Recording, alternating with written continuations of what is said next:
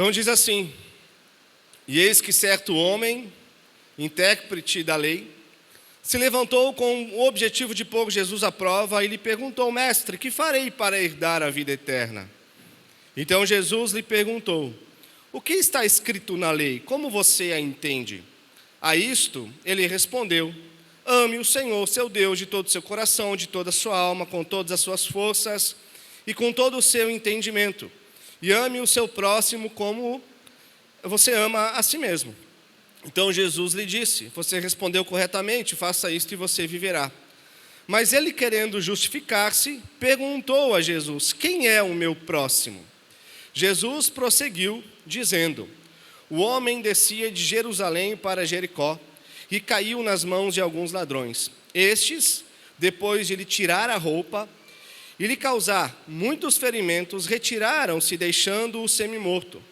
Por casualidade, um sacerdote estava descendo por aquele mesmo caminho e, vendo aquele homem, passou de largo. De igual modo, um levita descia por aquele lugar e, vendo-o, passou de largo. Certo samaritano, que seguia o seu caminho, passou perto do homem e, vendo-o, compadeceu-se dele. E, aproximando-se, fez curativos nos ferimentos dele, aplicando-lhes óleo e vinho. Depois colocou aquele homem sobre o seu próprio animal, levou-o para uma hospedaria e tratou dele.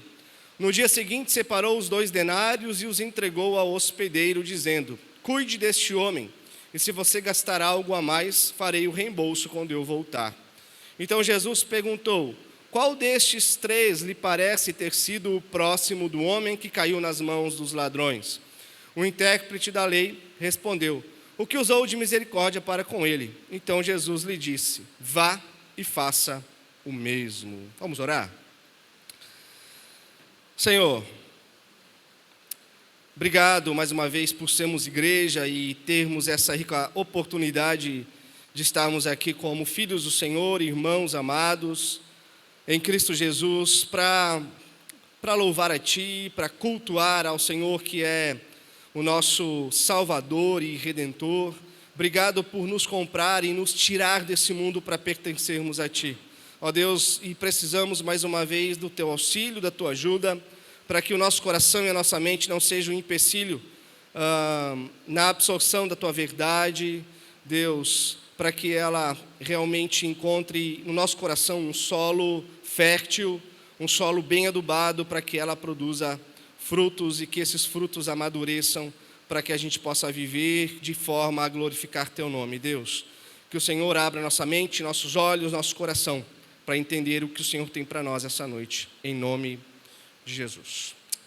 Amém.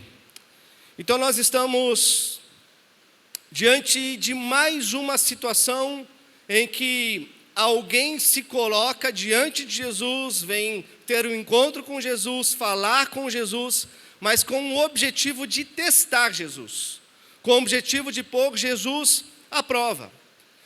Se nós lermos os evangelhos, o tempo todo nós vamos encontrar os líderes religiosos, os escribas, os fariseus, os saduceus, peritos na lei, sempre tentando contato com Jesus, conversas, realizando perguntas a Jesus, mas nunca com o objetivo de ouvirem algo de Jesus e serem transformados por isso que Jesus dizia a eles, mas sempre com o objetivo que nós encontramos aqui, exceto no encontro de Jesus com Nicodemos, né?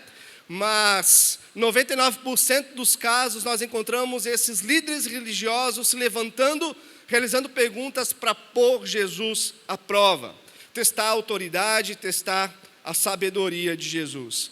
E aqui, nessa parábola que nós temos diante de nós, a parábola do bom samaritano, nós conhecemos muito bem essa parábola. Nós temos aqui mais uma vez um homem, um estudioso da lei, como diz aqui o texto, um intérprete da lei, aquilo que nos dias de hoje nós poderíamos considerar tranquilamente um mestre no Antigo Testamento, um professor no Antigo Testamento. E esse homem se levanta para quê? Para pôr Jesus à prova. Se levanta para ver se Jesus tinha conhecimento, se ele tinha realmente autoridade sobre aquilo que ele falava sobre as Escrituras. E ele faz essa pergunta que nós encontramos: Mestre, O que eu preciso fazer para herdar a vida eterna? E aqui, meus irmãos, nós podemos até achar meio absurda a pergunta desse homem, porque todos nós sabemos que nós não podemos fazer nada para conquistar a vida eterna. Mas esse homem, ele chega diante de Cristo e ele realiza essa pergunta. Como um aluno que estava ali sentado, ouvindo o mestre falar, como era comum naquele tempo, enquanto o rabi, o mestre, falava, os alunos se sentavam. E ele então se levanta e realiza essa pergunta. Mas aqui nós precisamos destacar que essa não era ou não é somente a tendência de um mestre religioso. Essa é a minha tendência, essa é a sua tendência. Porque o tempo todo, por mais que a gente lute contra essa pergunta como cristãos, crentes em Cristo Jesus, como aqueles que depositaram sua fé, confiança, esperança na obra perfeita de Cristo, nós estamos lutando contra essa pergunta: será que eu realmente tenho a vida eterna? Será que eu estou fazendo por merecer? O que eu preciso fazer para herdar a vida eterna? O ser humano, meus irmãos, nasce com um tipo de sistema operacional instalado de fábrica, que é um sistema muito conhecido como justiça própria. Justiça própria. E esse sistema operacional da justiça própria, que opera no meu e no seu coração, ele quer fazer com que a todo momento a gente tente ter ou queira ter algo nas nossas mãos, para chegar e apresentar diante de Deus e falar: está aqui, Senhor, eu fiz isso, isso e isso, então, por favor, me dê a vida eterna em troca de tudo isso que eu fiz por Ti. Não é? Nós queremos algo que pese mais o nosso lado da balança.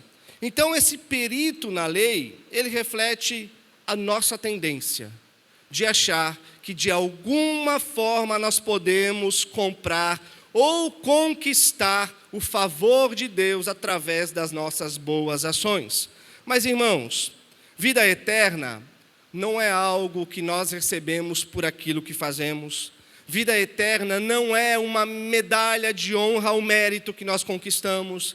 Vida eterna, meus irmãos, não é um troféu que nós ostentamos por conquistar isso com o nosso próprio esforço.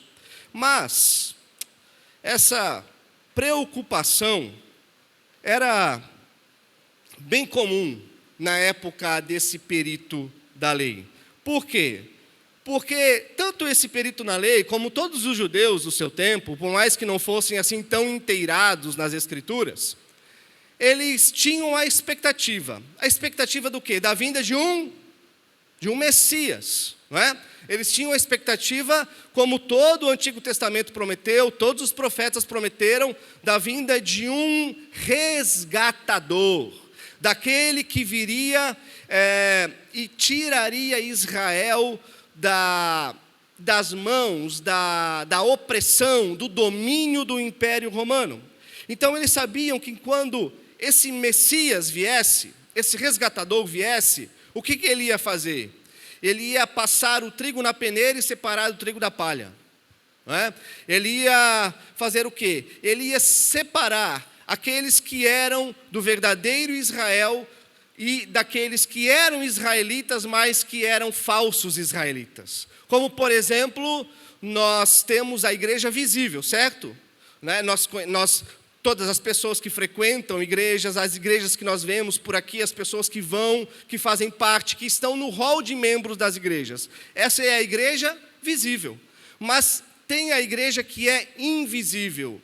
E essa igreja invisível é a igreja que pertence a Deus, que somente Ele conhece. Então, assim como nós temos a expectativa da volta de Cristo, quando Ele vai passar o trigo na peneira e vai separar o trigo da palha, ou seja, Ele vai separar a verdadeira igreja da falsa igreja e tomar a verdadeira igreja para si, os judeus tinham essa expectativa no tempo deles, quando o Messias, o resgatador, viesse.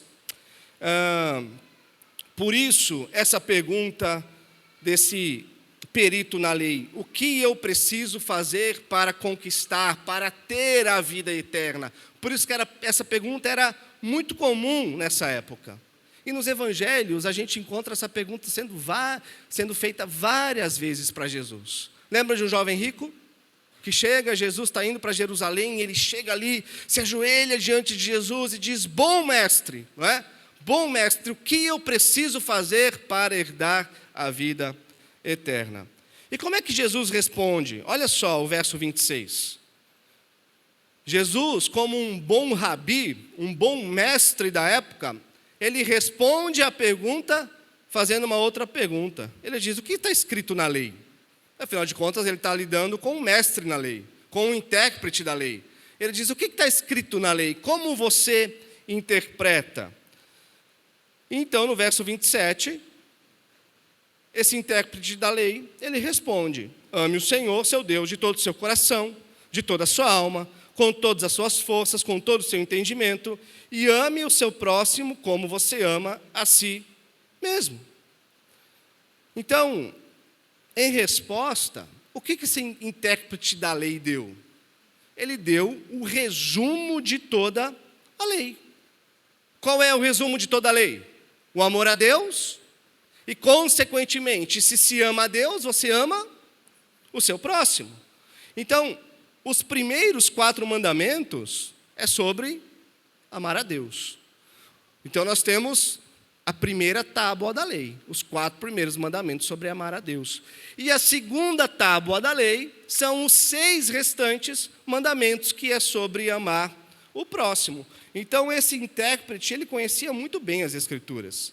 Por exemplo, ele citou aqui uma passagem de Deuteronômio, quando fala para você amar a Deus sobre todas as coisas. Ele cita também uma passagem de Levítico, onde fala para você amar o seu irmão como você ama a si mesmo. Então, esse perito na lei, ele trouxe uma resposta muito conhecida na época. E no verso 28, então Jesus diz: você respondeu corretamente, não é? Você respondeu corretamente. Então, faça isso e você viverá. E no verso 29, diz que ele, querendo justificar-se, ele perguntou a Jesus: quem é o meu próximo? Então, olha só, o perito na lei, ele veio perguntando o quê? O que eu preciso fazer para herdar a vida eterna? E aí Jesus responde com uma pergunta: o que está escrito na lei? Como que você interpreta? Ele diz: amar a Deus sobre todas as coisas e amar o próximo como a mim mesmo. E aí Jesus diz: então tá bom, é isso aí, você sabe, vai lá e faz. Só que a grande questão, meus irmãos, é que tanto esse mestre na lei, como todos nós aqui, nós sabemos que amar a Deus de todo o coração, a gente não consegue. Ou tem alguém aqui que consegue? De todo o coração, de toda a mente, de toda a sua alma, com todas as suas forças. Tem alguém aqui que consegue? Eu creio que não. A gente sabe que a gente não consegue, mas a gente consegue até fingir que a gente ama a Deus acima de todas as coisas.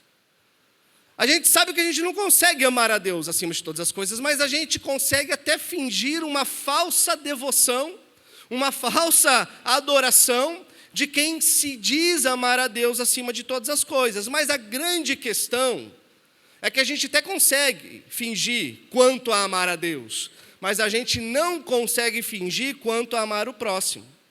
A gente diz que ama a Deus, que Ele é tudo que a gente precisa para viver, que Ele é nossa esperança na vida e na morte, mas amar o próximo já é outra história. Por quê? Porque quando se diz respeito a amar o próximo, é algo palpável. Amar o próximo, nós estamos falando sobre algo que é visível, sobre algo que é tangível. Então, você consegue perceber se uma pessoa ama o seu próximo ou não? Você consegue perceber se uma pessoa ela é indiferente ao seu próximo ou não? 2 exemplos, bem práticos para a gente entender isso. Basta a gente casar e a gente vai entender como é difícil amar o próximo.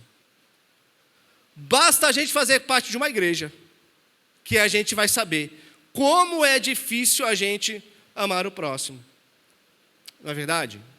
E os judeus sabiam disso. Esse intérprete da lei sabia que amar o próximo é difícil. Então, o que eles faziam, sabendo disso?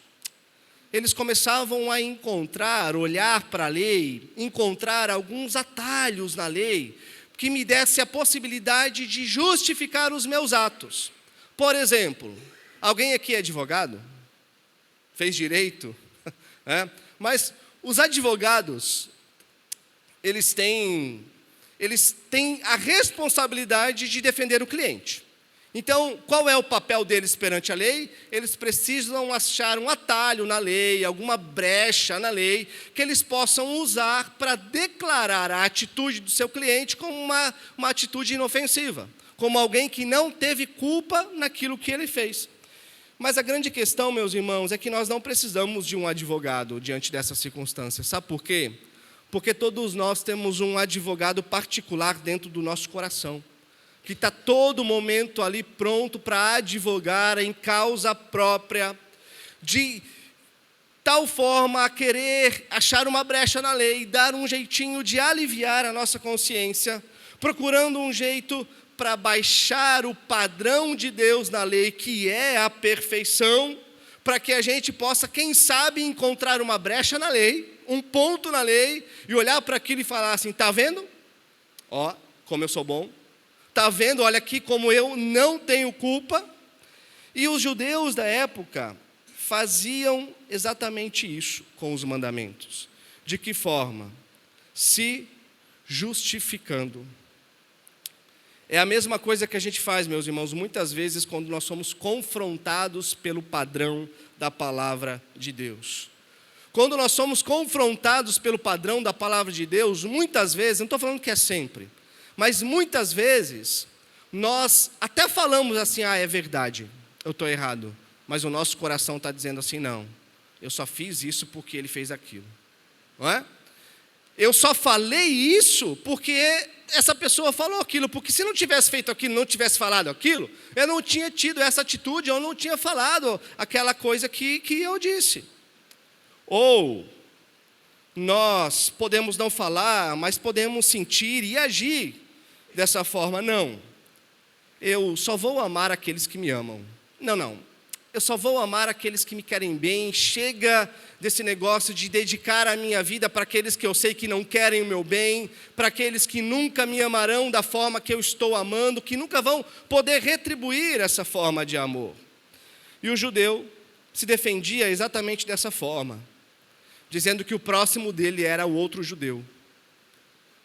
Para o judeu, os gentios, quem eram os gentios? Todo aquele que não era judeu.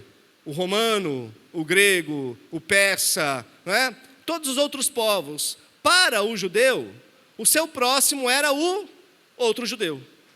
Os outros povos não eram considerados próximos, então eles não faziam nem sequer o menor esforço para encontrar neles o seu próximo, para amar, para dedicar qualquer tipo de bem que seja.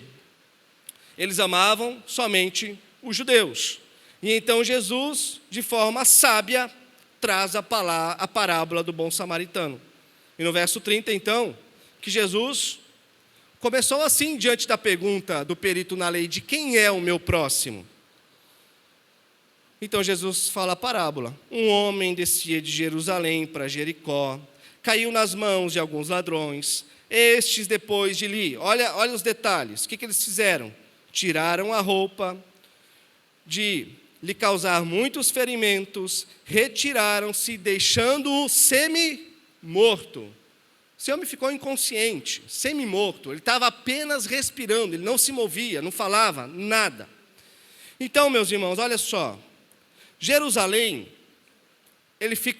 a cidade de Jerusalém fica em um monte. Qual é o nome do monte que a cidade de Jerusalém se encontra? Bem conhecido, o Monte Sião, né? No Monte Sião. A cidade de Jerusalém se encontra no Monte Sião. É a cidade mais alta, naquela proximidade na sua região. Então, automaticamente, quando você sai da cidade de Jerusalém, você desce para ir para qualquer outro lugar. E a descida de Jerusalém a Jericó é de 27 quilômetros. E 27 quilômetros de descida. Dentro desses 27 quilômetros, essa antiga estrada, você percebe que ela é bem íngreme. Alguém já foi lá? Eu estou falando como se já estivesse lá, né? Mas é vídeos do YouTube que a gente encontra essas informações, né? Mas ela não é mais utilizada hoje, né? Tem uma rodovia que passa, mas dessa rodovia você consegue ainda avistar essa antiga estrada. Mas ela descia, uma ladeira, praticamente. E essa descida, ela descia quase 1.000 metros nesses 27 quilômetros. Então, durante esses 27 quilômetros, que a gente pode considerar assim um beco bem gigante, tinham ali as suas cavernas. E nessas cavernas ficavam ladrões, ficavam os salteadores. Então, se você estivesse passando ali sozinho, ou em caravanas pequenininhas, você tinha um sério risco de cair na mão de assaltantes ou de ladrões. E é isso que acontece com esse homem. Esse homem descia de Jerusalém para Jericó e caiu nas mãos desses assaltantes que assaltaram ele, tiraram as roupas dele, deixaram ele nu, espancaram ele, deixaram ele semi-morto, como diz o texto. Daí o verso 31 diz assim, então, por casualidade, um sacerdote estava descendo por aquele mesmo caminho e, vendo aquele homem, passou de largo. O que você pensaria ao ver um sacerdote? O que você pensaria ao ver um pastor indo em direção de alguém que está em extrema necessidade? O que você pensaria? Que bom, né? Um pastor indo em direção a alguém que está muito necessitado, caindo à beira do caminho. Esse homem vai parar para ajudar esse homem que foi espancado e está ali quase morto. Mas o texto diz que o sacerdote viu e passou longe. Quem eram os sacerdotes, meus irmãos? Eram descendentes de Arão, irmão de Moisés. Naquele tempo de Jesus, o número de sacerdotes era muito grande. Porque houve um tempo em que os sacerdotes habitavam apenas em Jerusalém. Mas naquele tempo, o número de sacerdotes já era muito grande. Então eles vinham de outras localidades, iam em direção a Jerusalém quando era o período deles realizarem o turno deles, o trabalho deles no templo. Então eles subiam para Jerusalém. E esse sacerdote, então, bem provável, depois de ter cumprido o seu turno, o seu serviço, ele volta para sua casa, muito provavelmente em Jericó, e ele se depara com um moribundo, com aquele homem caído à beira da estrada, semi-morto, e ele viu e passa de largo. Qual que é o sentido aqui? O sentido é que você está andando em um canto, em um lado da rua, e ali na frente você se depara com uma situação bem chata. E aí você não quer passar perto dessa situação chata, e aí você atravessa a rua e vai pelo outro lado da rua para não se deparar com aquilo ali. É bem esse sentido. E o verso 32 diz que, de igual modo, um levita descia por aquele lugar e vendo aquele homem, o que ele fez? Ajudou ele? Não.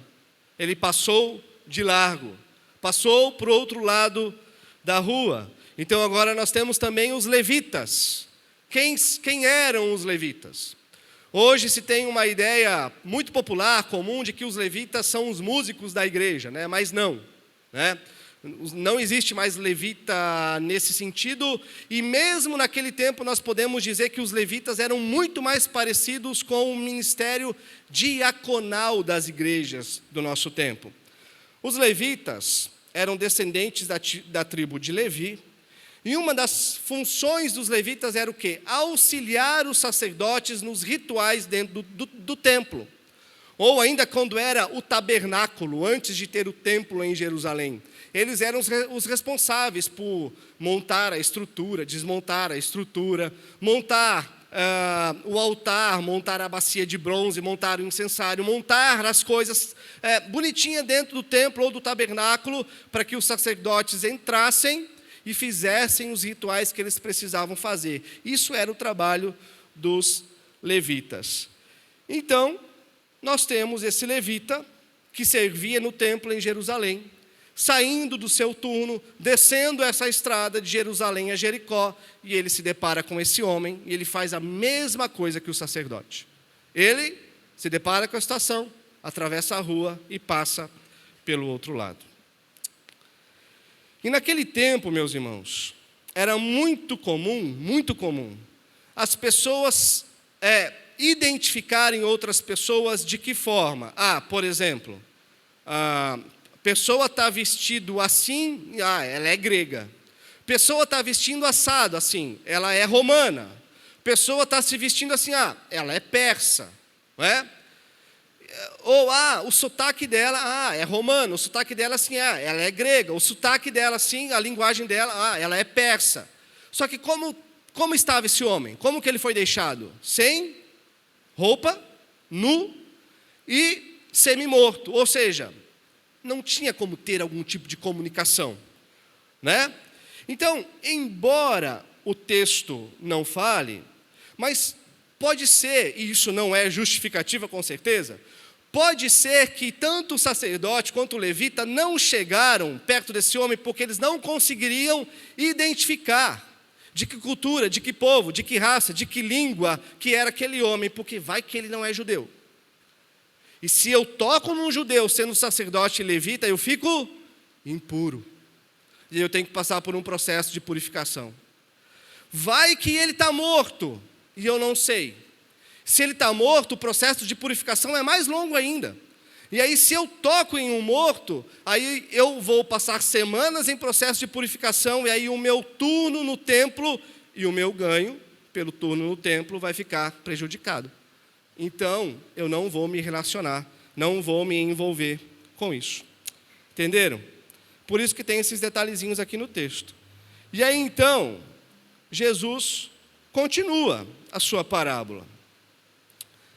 E esse perito na lei, na continuação da parábola, ele poderia pensar em diversas pessoas que agora Jesus poderia citar, que iria passar ali depois do sacerdote e do levita. Quem sabe um judeu comum, não é? Um judeu comum que não fosse da classe religiosa de Israel, mas citar um judeu comum para dizer que ele também tem as suas virtudes ao ajudar aquele homem lá. Mas não. Quem que Jesus cita? Ele vai de sacerdote a levita para um samaritano, para alguém considerado um vira-lata naquele tempo, um cachorro sem dono naquele tempo. Porque quem eram os samaritanos? Era um povo que resultou de casamentos mistos. Então era um povo, vamos dizer assim, sem pedigree. Um povo judeu impuro. Porque quando a Assíria veio e conquistou o reino do norte, né, vamos lembrar que era o reino do sul, Judá, e o reino do norte, Israel, a Assíria veio antes da Babilônia e conquistou todo o reino do norte e levou o reino do norte cativo para a Assíria. E uma da forma dos assírios acabarem com a identidade de um povo era fazer o quê? Fazer com que aquele povo realizasse casamentos forçados com outros povos, com homens e mulheres de outros povos. Aí depois de um tempo, então, que esses casamentos já tivessem concebido filhos, e a cultura já deturpada, eles faziam com que esse povo retornasse para a sua terra. Esses eram os samaritanos, um povo todo misturado, um povo de cultura judaica com cultura babilônica, não é? Um povo com cultura bíblica, com cultura pagã. Então, eles tinham muitos problemas com os samaritanos.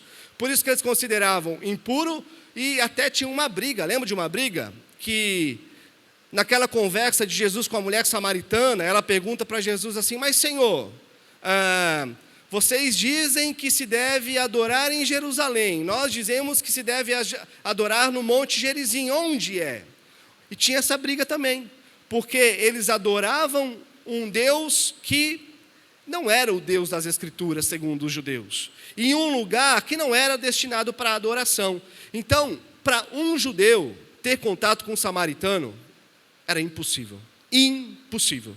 Até mesmo a sombra de um samaritano, se passasse por um judeu, ele era considerado impuro. E Jesus escolhe justamente um samaritano. Olha os versos 33 a 35 comigo. Certo samaritano, que seguiu o seu caminho, passou perto do homem e, vendo, compadeceu-se dele.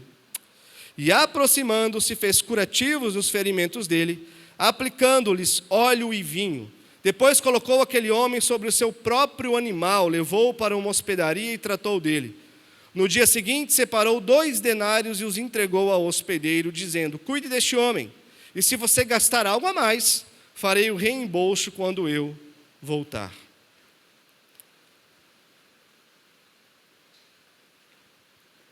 Irmãos, aonde a verdadeira compaixão nos leva? Aonde a verdadeira compaixão nos leva? Nos leva à ação. Então, diferentemente do sacerdote, diferente do levita, que se desviaram e foram pelo outro lado da rua para não esbarrar com aquele homem violentado, o samaritano, andando pela rua, avistou aquele homem e não atravessou, mas ele se aproximou e teve compaixão daquele homem. Então ele não apenas se aproxima, diz Jesus que ele tratou os ferimentos daquele homem, as feridas com óleo e vinho. Óleo e vinho eram coisas valiosíssimas, caras, especialmente em uma viagem, como nessa questão, uma viagem longa de 27 quilômetros, e ali ele derrama o vinho, ele derrama o óleo para ajudar a limpar, a cicatrizar as feridas daquele homem. E ele coloca o homem ainda sobre o seu animal. Que animal que eles usavam naquele tempo? Eram os burrinhos, jumentinho, né? Se você coloca uma pessoa em cima do jumentinho e para uma viagem você andava em cima dele e mais as bagagens do lado. Então, possivelmente, quando ele coloca esse homem semi-morto em cima do seu jumentinho, esse homem vai o restante da viagem a pé. Então, ele levou esse homem aonde? Para uma hospedaria, e ali ele cuidou dele. E diz ainda Jesus que no dia seguinte, ele deu 2 denários ao dono da hospedaria. E os comentaristas bíblicos dizem que esses 2 denários é o equivalente a 24 dias de cuidado. Ou seja, 24 dias de internação. Ele pagou para aquele homem em uma hospedaria. Mas um detalhe muito importante: um homem que ele absolutamente não conhecia. Um alguém totalmente desconhecido para aquele samaritano que passava ali. Mas qual é o fato? Ele teve compaixão. Ele amou aquele ser humano que estava ali quase morto, com a vida se apagando. Versos 36 e 37, então Jesus perguntou: qual destes 3 lhe parece ter sido o próximo do homem que caiu nas mãos dos ladrões? E o intérprete da lei respondeu: o que usou de misericórdia para com ele. Então Jesus lhe disse: vá e faça o mesmo. Qual foi a segunda pergunta que esse intérprete da lei fez a Jesus? Quem é o meu próximo? E Jesus, depois de contar a parábola, qual é a pergunta que ele faz para esse homem?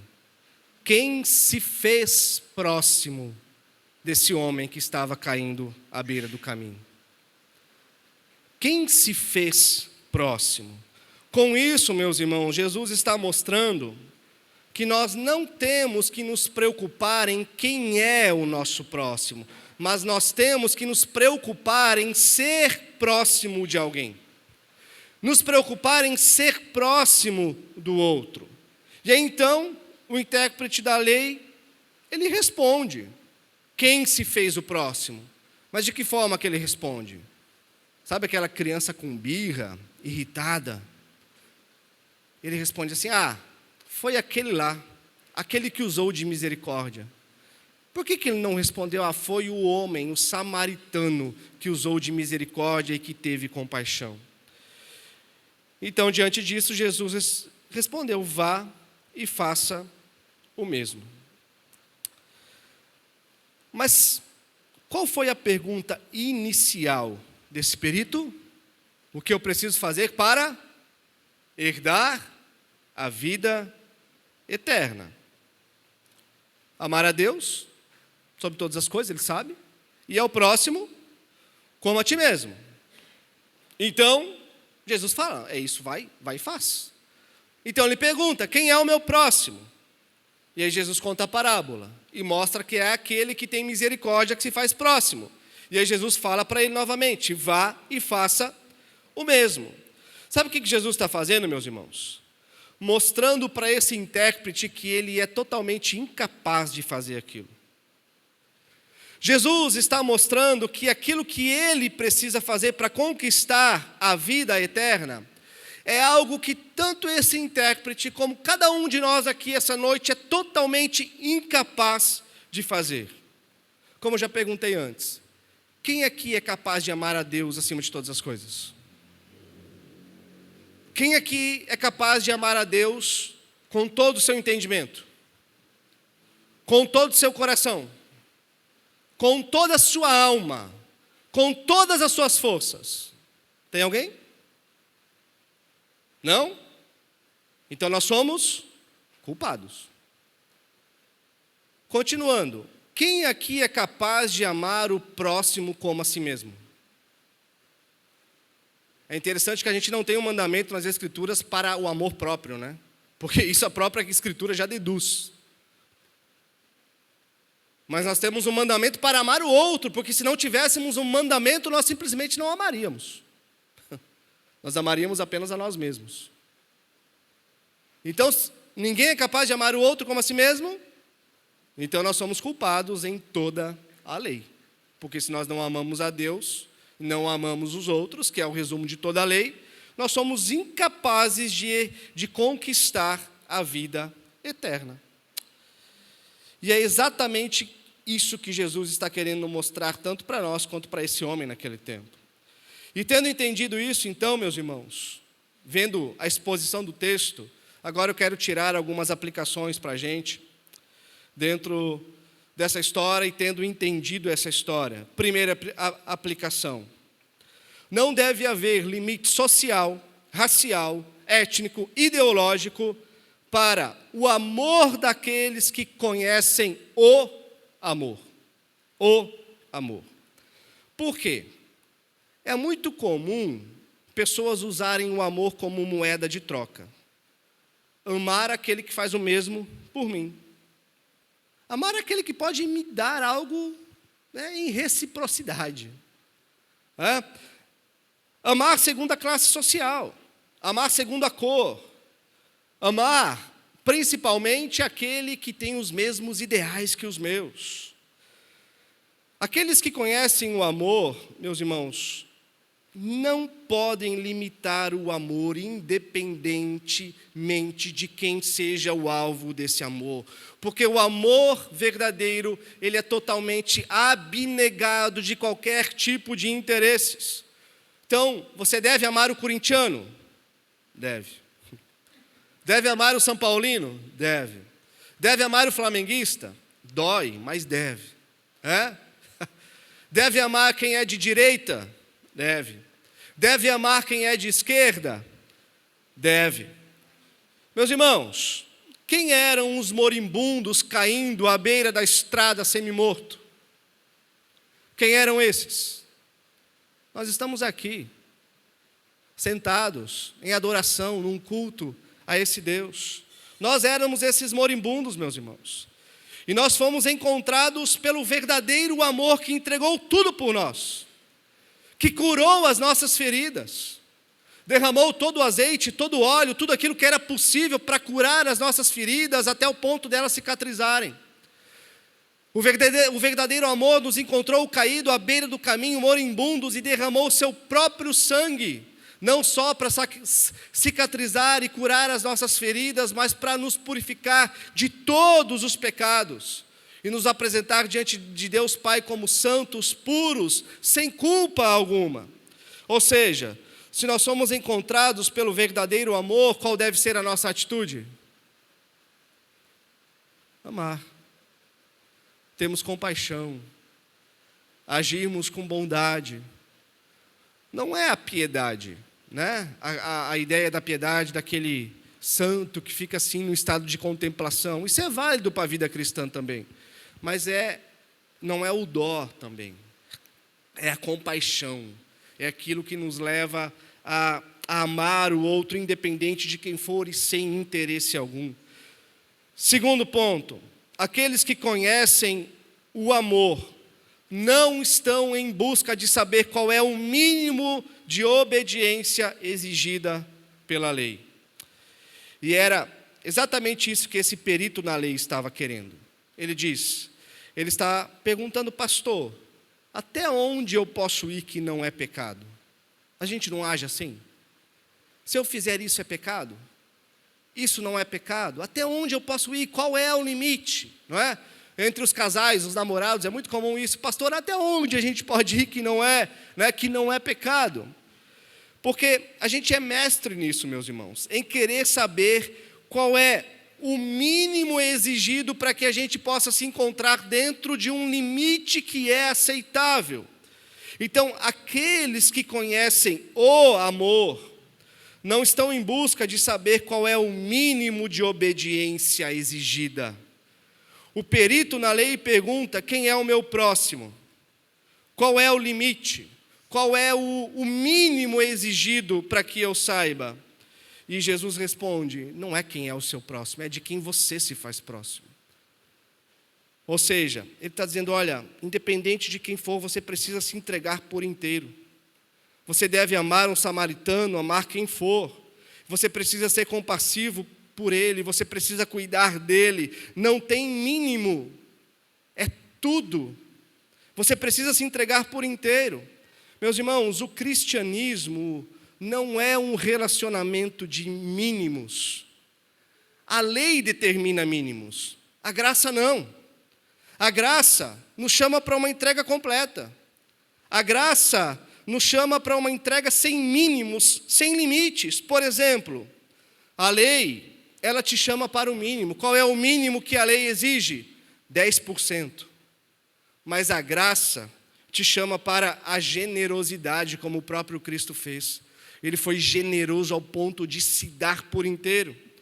A lei te chama para perdoar até 70 vezes. A graça te chama para um perdão 70 vezes 7. Ou seja, é um perdão infinito, onde você faz como Cristo. Você perdoa assumindo o prejuízo. A lei diz olho por olho, dente por dente. A graça diz procure. E procure manter os relacionamentos mesmo assim como Cristo fez e ensinou. Não é isso que ele diz? Quando te darem um tapa na face direita, ofereça-lhe também a esquerda. Quando pedirem para você andar com ele 1 milha, caminhe 2. Ele não está falando para você dar literalmente a face, né? Falar, bata aqui. Não é isso. Mas ele está falando, mantenham os relacionamentos a qualquer custo. Mantenham os relacionamentos para que vocês tenham oportunidade de pregar o Evangelho. Perdoem, levem o prejuízo se preciso for, porque essa, meus irmãos, é uma das perguntas mais frequentes dentro das igrejas. Se eu perdoar, eu preciso me relacionar? O Sermão do Monte responde isso para a gente. Sim. De que forma? Da forma mais profunda que der. Para quê? Para que eles vejam as suas obras e glorifiquem o Pai que está nos céus. A questão é que nunca é sobre nós, irmãos. Nunca é sobre nós. É sobre Deus e a sua glória. Nunca é sobre nós. É sobre o Evangelho e a glória de Cristo. Nunca é sobre nós. É sobre o sangue de Cristo derramado naquela cruz que alcança pecadores como um dia nos alcançou. Então, se nós formos alcançados por graça, nós vamos viver por graça ou por lei? Se nós fomos e somos tratados por graça, nós vamos tratar os outros por graça ou por lei? Que desafio, né? A graça é a melhor notícia para o cristão, mas ao mesmo tempo a notícia que mais nos humilha. Porque ela nos coloca de joelhos diante de um Deus que está dizendo, sem mim vocês nada podem fazer. Terceiro ponto, o amor é característica marcante daqueles que conhecem o amor. Ou seja, se você foi alcançado pelo verdadeiro amor, qual é a principal característica que vai acompanhar você na sua vida? A disposição em amar. A disposição em se compadecer. Mas não amar você, ou amar as suas coisas, mas amar os outros. Porque, irmãos, a realidade do amor divino é de um preenchimento transbordante. E aqueles que conhecem esse amor, experimentam esse amor de tal forma que eles querem reproduzir aquilo que receberam de Deus com todos aqueles que estão ao seu entorno, com todos aqueles com quem eles convivem. Mas, pastor, isso é difícil? É. Meu Deus, e como é difícil. Nós sabemos o quanto é difícil fazer isso. Mas se a gente conheceu o amor, não tem como a gente continuar como crentes com relacionamentos quebrados, com ódio, com rancor, sem aceitar a reconciliação e sem dar o perdão.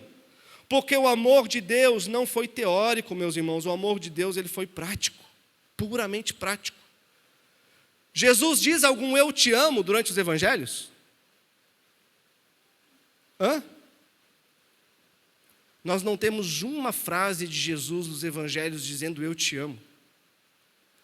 Mas ele produziu o amor, ele viveu o amor, ele expressou o amor da forma mais pura, mais clara, mais perfeita que poderia existir. Jesus amou tanto os seus ao ponto de se entregar por eles. Jesus amou a sua igreja ao ponto de dar a sua vida naquela cruz e ser esmagada pela ira de Deus que era para cair sobre a minha vida e sobre a sua vida. Então o amor cristão, meus irmãos, tendo o exemplo supremo como Cristo, é prático e pode doer, porque nós nos identificamos com o crucificado. Nós amamos e levamos prejuízo se for necessário. Nós perdoamos e levamos prejuízo se for necessário. Dói manter relacionamentos. Dói perdoar e se relacionar. Dói continuar andando dentro desses moldes. Dói. Mas é para isso que nós somos chamados. Nós não vimos domingo passado, naquele sermão tão difícil de Jesus de ouvir? Aqueles que querem vir após mim, tomem a sua cruz, negue-se a si mesmo e morra diariamente. Então me siga. Essa identificação com Cristo, com o crucificado. Então, o amor cristão é prático e pode doer, é prático e pode nos custar coisas, irmãos, sejam bens, seja tempo, seja dinheiro. Mas se nós afirmamos amar a Deus e não amamos os nossos irmãos, o que João diz na sua primeira carta? Que aqueles que dizem que amam a Deus, a quem não podem ver, mas que odeiam seus irmãos a quem se pode ver, esses são mentirosos, né? São mentirosos. Quarto e último ponto, não tem como fazer isso sem conhecer Jesus. Não tem como. E o que foi que Jesus disse por último ao intérprete da lei? Vai e faça isso. Ame a Deus, ame o seu próximo, ou seja, próximo de alguém. E o último ponto é, não tem como viver isso, não tem como fazer isso se nós não conhecemos a Cristo Jesus. Meus irmãos, como amar a Deus sem amar o Filho de fato? Como conhecer a Deus sem conhecer o Filho de fato? Por exemplo, Hebreus 1:3 diz que o Filho é o resplendor da glória de Deus e a expressão exata do seu ser. Colossenses 1:15 diz que ele é a imagem do Deus invisível. Aonde nós conhecemos a bondade do Pai, aonde nós conhecemos a amabilidade do Pai, aonde nós conhecemos a beleza do Pai, aonde nós conhecemos a graça do Pai, através da vida do Filho, através da encarnação, da entrega do Filho em nosso lugar. Então, quando o Filho vem, a gente olha para o Filho, a obra do Filho, a obra de Cristo, ali nós encontramos essas coisas. Porque o próprio Filho se deu, se entregou para conquistar os nossos corações com a graça revelada a partir da vida dele. Então, sem conhecer a Cristo, de fato, as pessoas não conseguem conhecer a Deus. Sem conhecer a Cristo, meus irmãos, no máximo, nós vamos ter uma versão idealizada de quem é Deus. Nós vamos amar aquele Deus que me abençoa em todas as coisas. Nós vamos amar aquele Deus que não deixa nenhum tipo de mal chegar perto de mim. Nós vamos amar aquele Deus que vai fazer com que todas as coisas na minha vida deem certo. Esse é o Deus das Escrituras? É um Deus que nós idealizamos. É um Deus que nós queremos. É um falso Deus. É um ídolo, mas não o Deus das Escrituras. Sem conhecer de fato a Jesus, não tem como amar a Deus de todo o nosso coração, de toda a nossa alma, com todo o nosso entendimento, de toda a nossa força. Mas olhando para a cruz de Cristo, ali sim, nós encontramos a expressão maior do amor de Deus pelas nossas vidas. Na cruz, Deus Pai entregou o Filho para nos redimir da nossa maldade, para nos purificar, um povo exclusivamente seu, e um povo dedicado para quê? Para boas obras, de se fazer o próximo daqueles que necessitam. Tem como fazer isso, meus irmãos? Tem. De que forma? Olhando para a cruz, olhando para o Filho, entendendo a cruz, amando a Deus e se deixar ser usado por esse Deus que nos capacita a amar o próximo, que nos capacita a sermos, a nos fazermos o próximo de alguém e amarmos a Ele como nós mesmos. Então, somente quando nós conhecemos esse amor, é que somos capazes de amar o próximo. E por último, o que é que nos salva? O que é que nos salva? A prática das boas obras? Não. A prática das boas obras é apenas o reflexo de alguém que foi salvo, que é grato, que é alvo desse amor transbordante do amor de Deus em sua vida. E o que Deus nos salva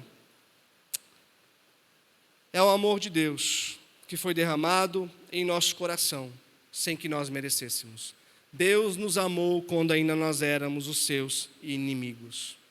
E Ele nos capacita, através do Espírito Santo, dia a dia, a amá-lo de volta e amar o nosso próximo como a nós mesmos. Mesmo quando ele nos fere, mesmo quando é difícil, mesmo no casamento, mesmo em uma igreja local. Ou seja, pelo amor de Deus, pela graça que nos alcança, pela misericórdia que se renova, Deus sempre nos capacita a amar a Ele e ao próximo como a nós mesmos. Amém, meus irmãos? Que nós aceitemos esse desafio de nos fazer o próximo do outro e que nós peçamos a capacitação de Deus e do seu Espírito, porque a tarefa fácil não é, mas nós não somos chamados para querer menos que isso, ou pelo menos para tentar menos do que isso em nossas vidas. Amém?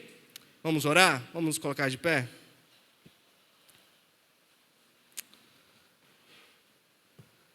Senhor Jesus, nós queremos te agradecer por esse tempo de reflexão, por esse tempo diante da tua palavra, por esse tempo de culto, Deus, pelos louvores que nós cantamos, Deus, pelas orações que nós já realizamos, pela comunhão que tivemos com os nossos irmãos aqui, Deus, onde nós somos uma família, pela salvação em Cristo.